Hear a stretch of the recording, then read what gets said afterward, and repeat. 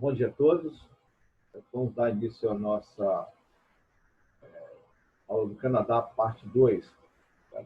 A semana passada temos a 1, o Canadá, parte 2. Certo?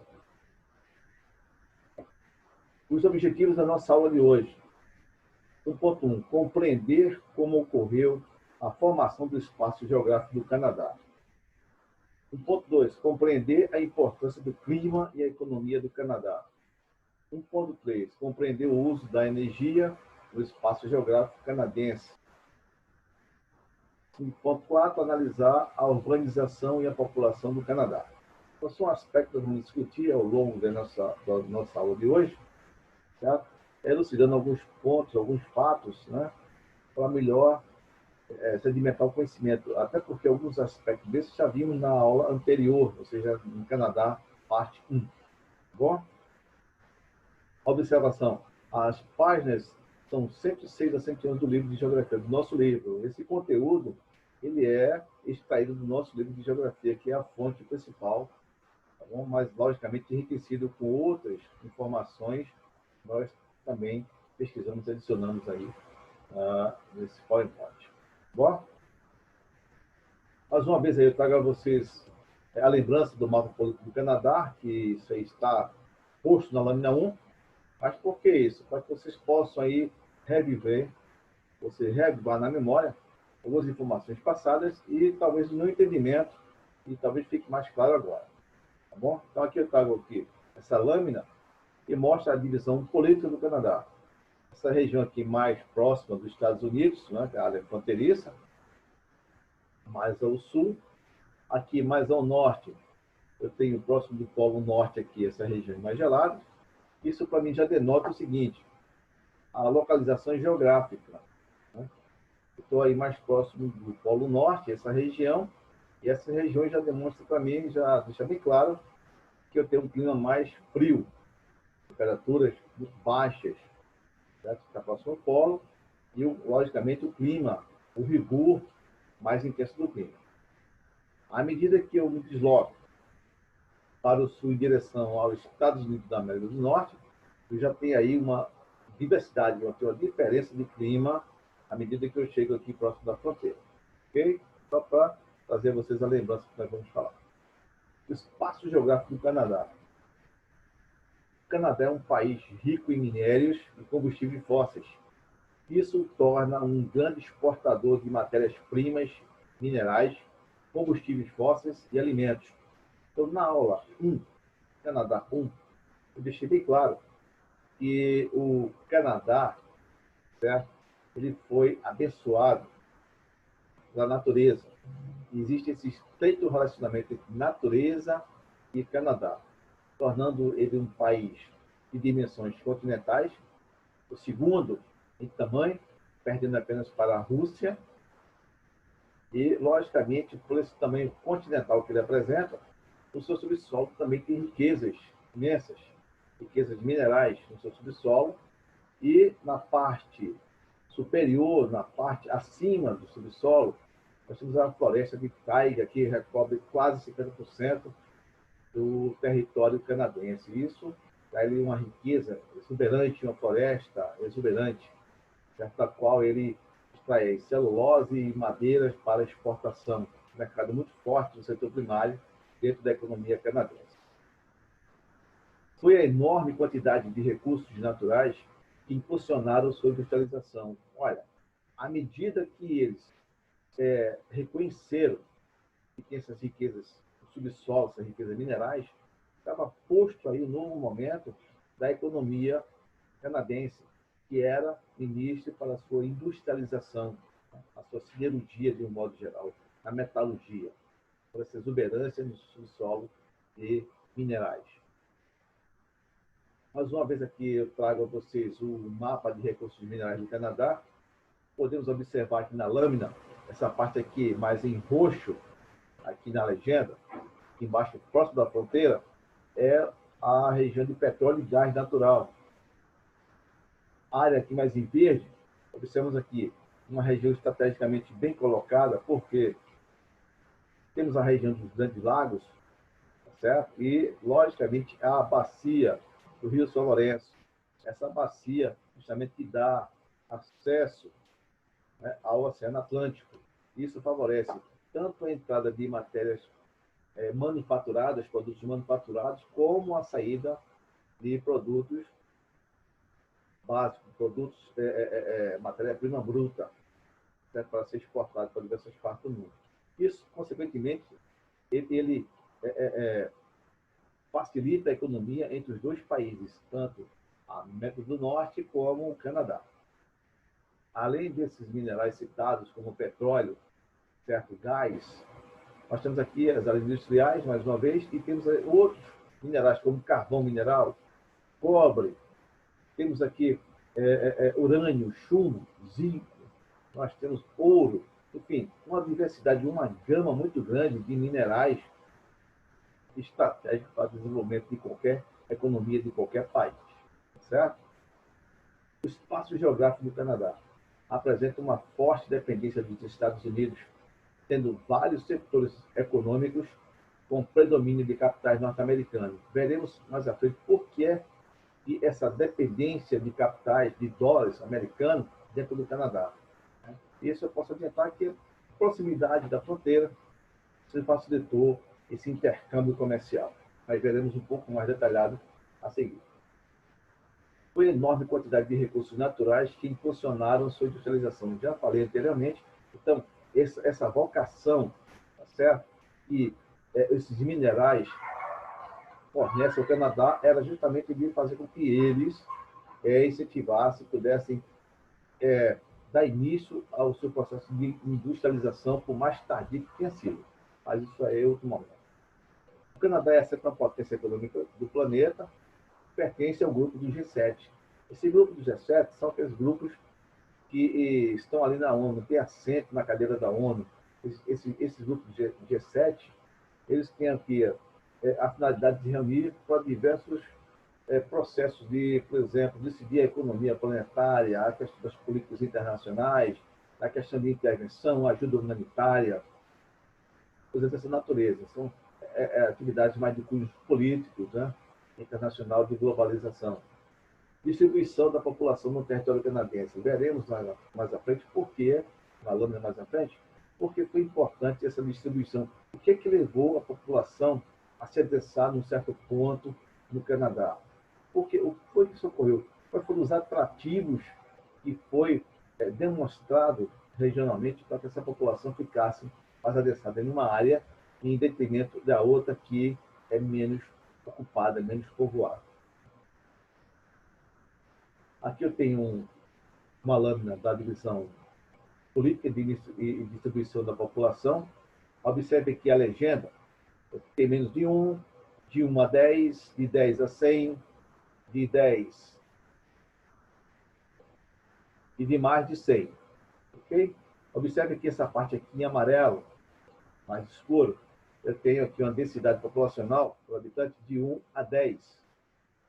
Ao longo de todo o trecho fronteiriço, ao longo de todo o trecho aqui, com influência da bacia do São Lourenço. Observe essa parte aqui mais em rosa, eu tenho uma densidade maior, esse amarelo mais escuro também, 150 e 100.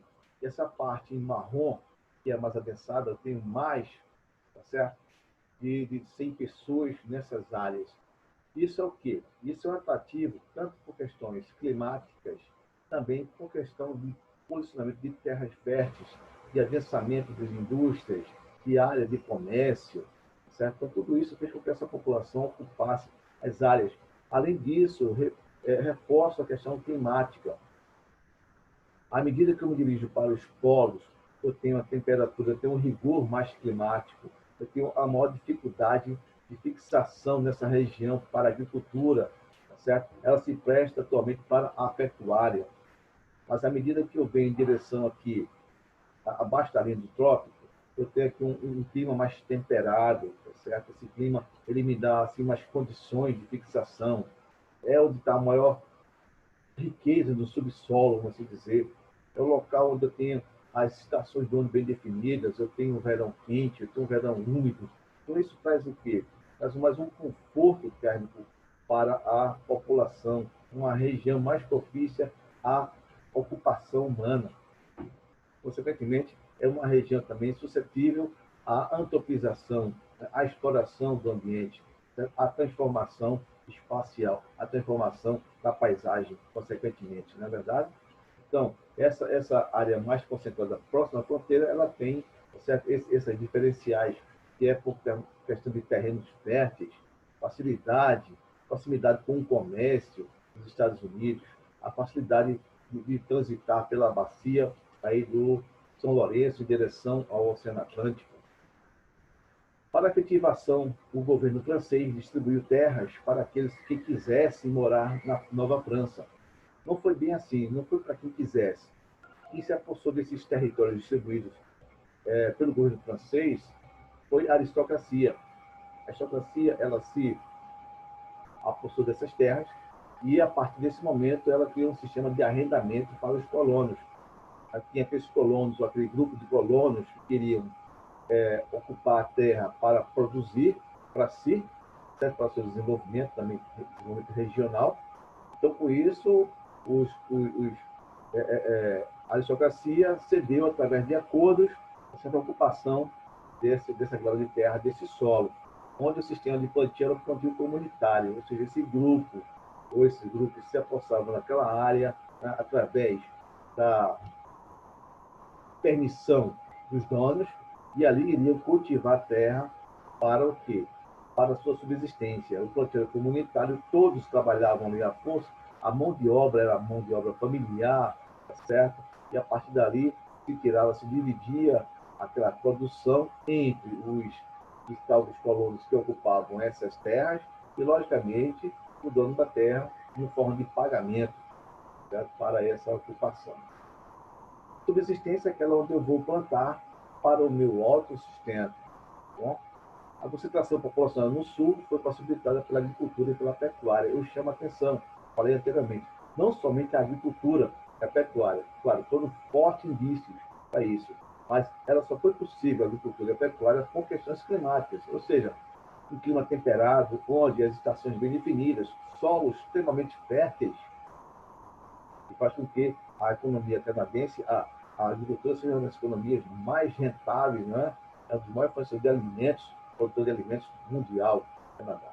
Então, isso foi possível, logicamente, ao solo, à bacia, tanto os grandes lagos, como também aí a proximidade com a bacia do Rio São Lourenço. Outro fator para a ocupação do Sul foi a influência da economia estadunidense. Então, os Estados Unidos investiram fortemente dentro da economia canadense. Mas se fala aqui dentro do jargão da geografia que o Canadá é a extensão dos Estados Unidos. Né? Então, a partir desse processo, houve esse investimento maciço. Isso tem um porquê, esse investimento maciço dos Estados Unidos dentro do Canadá. Mais uma vez, o clima do sul do Canadá é propício à ocupação. Isso ocorreu desde a colonização e até hoje permanece aí seu pensamento nessas áreas. Observe aqui, mais uma vez, né, esse processo aqui, dessa ocupação, parte amarela. Okay? Aqui, uma questão do clima. Observe aqui o trópico de Câncer. Então, à medida que eu vou para o Círculo Polar Ártico, à medida que eu me dirijo no sentido do trópico para o norte, eu tenho aqui um clima mais rude, certo? Um clima aí com intempéries climáticas mais rigorosas. Então, a partir do momento que eu desço da linha do trópico para o sul, em direção aos Estados Unidos, eu tenho aí, logicamente, todo um aporte, certo? Toda uma sorte de processos que vão ajudar a fixar a população e o seu desenvolvimento de um modo geral. O Canadá foi colonizado pelos franceses, mas em 1763, com a perda na Guerra dos 7 Anos, a França perdeu seu território para o Reino Unido. Olha só, os franceses ocuparam todo o trecho, eles tinham o controle da entrada e saída pelo Rio São Lourenço, que dá acesso ao Oceano Atlântico, tanto da entrada de produtos manufaturados que vinham da colônia, que vinham da metrópole para a colônia, como produtos tá certo? Primários, certo? Produtos primários que eram produzidos e eram exportados para a metrópole. Então, esse fluxo de saída de matéria-prima bruta e entrada de produtos manufaturados gerou problemas para os colonos ingleses instalados dentro do Canadá. Então, esse processo de hora podia entrar, não podia, as altas taxas impostas nesses produtos, né, inviabilizava todo esse processo comercial, ao ponto de isso incomodar tanto os ingleses que eles, em números maiores, com armas e com tecnologia militar, com organização, nessa batalha, nessa guerra dos 7 anos, venceram os franceses, tá certo? Nessa localidade, na bacia do Rio São Lourenço, e se apossaram dessa região. Então ficou aí tranquilo agora esse comércio entre a metrópole e a colônia sem nenhum problema, esse fluxo de saída de matéria-prima bruta e a entrada, logicamente, a colônia era esse posto, né, esse novo mercado que a metrópole queria, então trazia produtos manufaturados e, logicamente, vendia nas colônias dentro do Canadá. O Canadá é uma federação, uma monarquia constitucional e uma democracia parlamentar, constituída de 10 províncias e 3 territórios. O chefe de Estado do país é a Rainha Elizabeth II, do Reino Unido, e é dirigido por um primeiro-ministro. Esse primeiro-ministro ele comanda, juntamente com a chefe de Estado, esse primeiro-ministro é eleito ali pelos políticos do Canadá. Ok? Mais uma vez aqui a bacia do Rio São Lourenço, importante, né? Um trecho de mais de 4.000 quilômetros navegáveis, isso dá aí uma fantástica hidrovia, tá certo? Com produtos aí, toda hora esse fluxo de entrada e saída de produtos, né, em direção tanto ao Canadá como ao próprio Estados Unidos, já que essa bacia é comum aos dois territórios. Mais uma vez aqui os territórios canadenses e também do norte bem definidos, vocês possam ficar bem patentes em relação a isso. O Canadá começou a se industrializar tardiamente, devido ao fato de se ter permanecido como colônia britânica até 1867. Mas essa industrialização tardia não, vamos dizer assim, evitou que o Canadá tornasse hoje a 7ª potência econômica, a produzir o maior produtor mundial de alimentos. Então, isso não deixou, certo? Não barrou esse progresso canadense. O processo de industrialização se intensificou após a Primeira Guerra Mundial. Consequentemente, o mundo, após a Primeira Guerra Mundial, que ocorreu em 1914, 1918, o mundo passou por um processo de reestruturação, tanto social, como política, como econômica, principalmente. Então, as principais potências estavam se reagrupando, estavam se reorganizando as suas perdas, tanto perdas humanas, como perdas territoriais, como perdas de espaço, destruição de suas áreas, enfim, tinha todo um processo de reconstrução. Então, essa relação comercial com o Reino Unido foi enfraquecida pela impossibilidade de importação de produtos industrializados. Então, o Canadá não passou a receber poucos produtos, ou quase nenhum produtos vindo da Inglaterra, do Reino Unido. Então, com isso, esse distanciamento, esse enfraquecimento comercial abriu aí não só uma janela, mas uma porteira inteira para que quem estava na linha de fronteira, tá certo? Já querendo investir pesadamente, o fizesse. No caso, foi os Estados Unidos da América do Norte, que estavam ali vizinho, esperando essa oportunidade, viu essa lacuna e, consequentemente, investiu todos os seus dólares ali dentro do Canadá, tá? Já que é um país que é, como eu falei anteriormente, beneficiado pela natureza. A natureza foi bastante generosa com ele.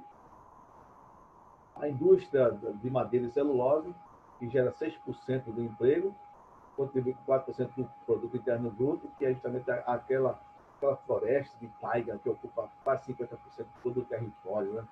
Então, gera celulose, uma produção mundial de celulose, de madeira, tanto para si como também para os Estados Unidos, também para a Europa. E ele é o maior produtor de energia hidrelétrica do mundo. Então, eu já vinha falando diversas vezes para vocês em sala de aula, que para qualquer região, qualquer país possa crescer, ele tem que ter disponibilidade de matéria de recursos, matéria-prima bruta, certo? Bastante matéria-prima, recursos e energia. Então, são os dois que impulsionam, tá certo? A economia e o desenvolvimento de qualquer região, de qualquer país. Então, o Canadá tinha e tem as duas coisas. Tem matéria-prima abundante no seu subsolo, como vimos anteriormente, e é o maior produtor mundial de energia hidrelétrica do mundo. Por que isso? Devido à sua configuração territorial, à sua geografia, à sua topografia. Um rio com muitas corredeiras, então é fácil represar essas águas e essas cachoeiras, certo? Fornece a instalação de diversas hidrelétricas para a geração de turbinas. Essas turbinas são movimentadas pela energia hidráulica, a água. Então, isso aí permite que ela seja o maior produtor de energia elétrica do mundo. Além disso, ela também produz outras fontes de energia, como energia nuclear, ele tem urânio, certo? Então ele pode enriquecer, ele tem também as suas termoelétricas, ele tem as suas usinas nucleares que também fornecem energia para todo o Canadá, para o seu processo industrial e seu desenvolvimento. A oportunidade para a entrada de empresas norte-americanas em vários setores da economia canadense é justamente com esse enfraquecimento que eu falei. Quando, tá certo? O Reino Unido quase que esquece esse comércio, certo, com o Canadá, ele abre essa porta. E ele, justamente quem que entra aí maciçamente com investimentos? Os norte-americanos, que estavam ali na linha de fronteira, próximo, certo? E com isso o país vizinho, ele facilitou esse vínculo entre as duas economias crescentes, né? Deixar isso bem claro. Houve grande concentração industrial na região dos Grandes Lagos e no Vale de São Lourenço. Isso é questão óbvia, já falei anteriormente. À medida que se ocupou essas regiões mais férteis, a região dos vales, a questão do clima, o adensamento, as grandes riquezas do subsolo estavam próximas a essa região, nada mais justo do que, né, além do mais, o fluxo de mercadorias, tanto entrando como saindo por essa bacia, é enorme, é fantástico essa hidrovia. Mais de 4 mil quilômetros navegáveis. Então, com isso, facilita o quê? O crescimento de ambos os lados, tanto do lado da América do Norte como do lado canadense. A indústria canadense cresceu sob a influência do capital norte-americano. Assim, os dois países são dominados praticamente pelas mesmas empresas, ou seja, as empresas que estavam crescendo dentro dos Estados Unidos precisavam de novos territórios, novas matérias-primas. Quem estava oferecendo isso? Esse enfraquecimento com o comércio com o Reino Unido, o Canadá. Então, as empresas que hoje comandam o mercado dentro dos Estados Unidos, na América do Norte, são mesmo que comandam o mercado dentro do Canadá. Certo? São as mesmas empresas, tá? Porém em regiões diferentes. Uma nos Estados Unidos da América do Norte e outra dentro do Canadá. Isso é investido maciçamente. Aqui está uma lâmina mostrando uma foto aqui da hidrovia, né? Da hidrovia, do caso aqui do lado do Canadá, certo? Do Grande Lago, hidrovia dos Grandes Lagos. Observe aqui a quantidade dessa balsa transportando material, outros barcos transportando pessoas, etc. Isso é o crescimento econômico, né? Produzido por essa bacia. Mais uma vez aqui o mapa de exploração econômica que está na lâmina, está lá na aula 1, para lembrar, isso aqui é a grande quantidade de floresta, de taigas, coníferas, né?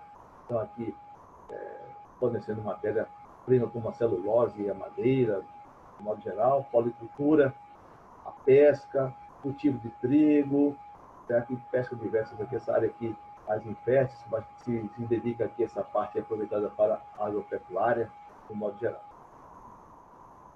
A indústria canadense e os seus setores primários. Então, a pesca é muito intensa, tanto no Atlântico como no Pacífico. Então, isso gera para o Canadá hoje riquezas, mas também gera problemas sérios no cenário internacional. Por quê? O Canadá é acusado de violar tratados, territórios. O Canadá é acusado de uma pesca predatória. Tem os grupos que se envolvem com a defesa da vida animal, com a questão do planeta, a questão de poluição, questões territoriais, como o Greenpeace e outros similares a ele, certo? Acusam o Canadá desse sistema todo, além de quebra de tratados, invasão de áreas territoriais, de águas. Então, isso dificulta. O Canadá, ele tem algumas regiões, certo, da Europa, ele tem os seus produtos praticamente quase que barrados por essa questão, essa pesca predatória que ele realiza nesses dois locais, no Atlântico e no Pacífico, né? A sua economia dinâmica, já mostrando por quê, disponibilidade de energia, certo? Muito grande, um comércio intenso, ele tem aí energia, tem subsolo, tem riqueza, tem tudo isso aí, então é uma economia dinâmica num dólar também americano. Importância das fontes de energia disponíveis, já comentamos, e em função de sua proximidade com o Manufacturing Belt, favoreceu o desenvolvimento de diversos ramos da indústria canadense. Então, essa proximidade com o Manufacturing Belt, na região norte dos Estados Unidos da América do Norte, que é próxima à fronteira, né, da região sul lá do Canadá, faz com que esse processo haja o quê? Haja esse intercâmbio comercial, e, logicamente, repito a informação que eu dei anteriormente, que é o investimento maciço do dólar americano ali dentro do Canadá. As mesmas empresas comandando o mercado em diferentes regiões. Observe aqui ó, a área de planície, tá certo? Aqui mais uma vez a bacia. As áreas mais altas estão aqui, basicamente, a oeste, que são Montes Mackenzie e as montanhas rochosas. Okay? Aqui, ó, o relevo do Canadá, o relevo do Canadá propicia a geração de energia, como falei anteriormente. Então, o setor primário, né? Então, esse setor primário, tá certo? Ele corresponde a 3% do PIB, né? Ele tem mais ou menos aí em torno de quase 1 milhão de pessoas que ele beneficia de empregos diretos. Então, é um setor muito forte da economia canadense. Setor secundário. Setor secundário, manufatura de produtos industrializados, responsável por 18% do PIB. A construção, ele dividiu o setor secundário em 3 subsetores: manufatura, construção civil e mineração. Então, a manufatura corresponde a em torno de 18%. A construção civil é responsável em 5%. E a mineração é responsável em torno de 4%. Então, isso dá o quê? Dá em torno de quase 27% aí, mais ou menos.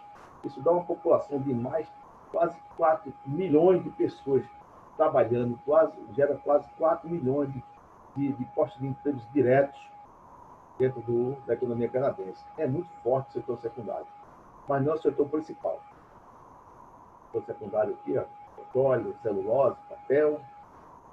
Setor terciário. O setor terciário também foi dividido em subsetores. São serviços comunitários e pessoais, o setor financeiro e imobiliário, o comércio por atacado e varejo. Então, vamos lá. Os serviços comunitários e pessoais são responsáveis por em torno de 22% do PIB. O setor financeiro e imobiliário é responsável por 19% mais ou menos. E o atacado, varejo, 11%. E são os serviços comunitários e pessoais. São as lojas, são as barbearias, são alfaiatarias, são os shopping centers, são advogados, médicos, professores, cursos, táxis, coisas assim que vai atender a comunidade e aos serviços pessoais. Entrega, delivery, enfim, é muito alto. O setor financeiro e imobiliário é questão de bancos, empréstimos, é a questão aí de investimento em bolsa de valores, em riscos imobiliários, em casas, em terrenos, enfim. O comércio atacado de varejo é a produção das indústrias que vendem grosso e vendem a varejo para a população atender o mercado local e atender o mercado de uma forma geral. Certo? Então, ele corresponde aí mais ou menos em torno de 70% de emprego direto, 70% do PIB. Isso dá em torno de quase 13,2 milhões de pessoas empregadas diretas. Certo? Então, observe que é uma economia dinâmica, uma economia muito forte, né? Uma economia que realmente ela tem peso no cenário mundial. Outro caso muito sério dentro do Canadá é a mão de obra. A mão de obra é um problema. Por que isso? Nós temos os funcionários, os trabalhadores que estão se aposentando, em idade já de se aposentar, estão se aposentando, não querem trabalhar, e com isso a população do Canadá, além de ter essa falta de mão de obra, também tem a questão de que, da idade, a população canadense está envelhecendo, o Canadá está envelhecendo, e o seu crescimento vegetativo é muito baixo, então não acompanha. Então, logicamente, à medida que eu tenho muitas pessoas idosas, muitos senis, muitos velhos e poucos jovens, fica essa lacuna da mão de obra. Então, o que acontece? Um grande problema na economia do Canadá é a falta de profissionais reconhecidos de alta educação no país. Isso é um paradoxo, porque o Canadá é um dos sistemas de educação mais desenvolvidos, mais avançados do planeta. Eu conheço diversas pessoas que se dirigiram para lá, certos colegas que foram fazer graduação, foram fazer mestrado, intercâmbio, foram fazer doutorado, pós-doc naquela região. certo? E ali, o intercâmbio é muito intenso. Vem gente de diversas partes do mundo, da Ásia, da América Latina, do modo geral, para estudar naquela região. Mas, mesmo assim, com todo esse fluxo, as pessoas retornam. Né? E a mesma população de jovens que estão lá se formando, que são assim, profissionais de alto gabarito, de alta qualidade, não ficam dentro do Canadá, apesar da renda per capita ser muito atrativa. A renda per capita do Canadá é em torno mais ou menos de US$ 45.000. É US$ 45.000 a renda per capita do Canadá. Então, isso é um atrativo muito forte. Mas também eu tenho que os altos impostos sendo pagos dentro do país. Isso faz com que essas profissionais de alto gabarito se dirijam para a Ásia ou para os próprios Estados Unidos, que absorve a maior quantidade de mão de obra formada dentro do Canadá. Os altos especialistas. Por que isso? Vai ter, logicamente, um ganho maior dentro dos Estados Unidos ou dentro da Ásia e um imposto bem menor. Então, isso é um atrativo muito grande para essas cabeças pensantes formadas aí dentro do Canadá. Então, com isso, o que é que acontece? O crescimento populacional, ele ocorre, se você vê o crescimento populacional do Canadá, está ocorrendo. Mas quando você pesquisa mais a fundo, observa que é de imigrantes. A imigração é em torno de 50% do crescimento da população canadense. Então, é uma população muito forte, é um grupo muito forte que chegam ali para suprir essa vaga de emprego, né? Claro, observando todas as qualificações previstas para esse mercado, né? Dentro do Canadá, são absorvidos e, com isso, 50% dessa população que se adentra ali, se fixa no Canadá em busca de emprego e suprir essa deficiência grave que é a mão de obra dentro do Canadá. Certo? A deficiência potenciária, né? Só 70% da economia. Certo? E o último caso aqui é o NAFTA. Né? O NAFTA é um grupo econômico composto por 3 países, Canadá, Estados Unidos da América do Norte e o México. Então, eles assinaram um acordo de livre comércio entre si, apenas formalizado o que já existia, que esse fluxo de mercadoria entre essas fronteiras, Canadá, Estados Unidos da América do Norte e o México. Por quê? Isso visa o quê? Esse comércio. O que esse comércio vem trazer? Ele vem justamente eliminar as barreiras alfandegárias entre os países. As taxas alfandegárias de mercadorias, de produtos acabados, produtos inacabados, ou seja, produtos manufaturados ou matéria-prima bruta, não tem assim um rigor, uma cobrança muito intensa dessas tarifas alfandegárias como tem em outro país. Então, essas taxas caem, teoricamente, na teoria, certo? Para facilitar o comércio e o crescimento desses 3 países. Tá bom? Então, espero que vocês tenham entendido, tenham gostado da aula. Mais uma vez, assista essa aula, faça suas anotações, certo? Tire suas dúvidas. Vocês têm 2 canais de comunicação comigo. Um é o OpenRedu, que é o nosso canal oficial do Colégio Militar do Recife, e o outro é justamente o nosso e-mail, que vocês podem mandar suas perguntas, suas dúvidas, né, para que possamos aí sedimentar o conhecimento, tirar essas dúvidas, para que vocês possam estar preparados para a nossa AP, certo? Nossa ex, a vizinha, que está próxima aí, okay? Na semana que vem. Bom, forte abraço, felicidade a todos.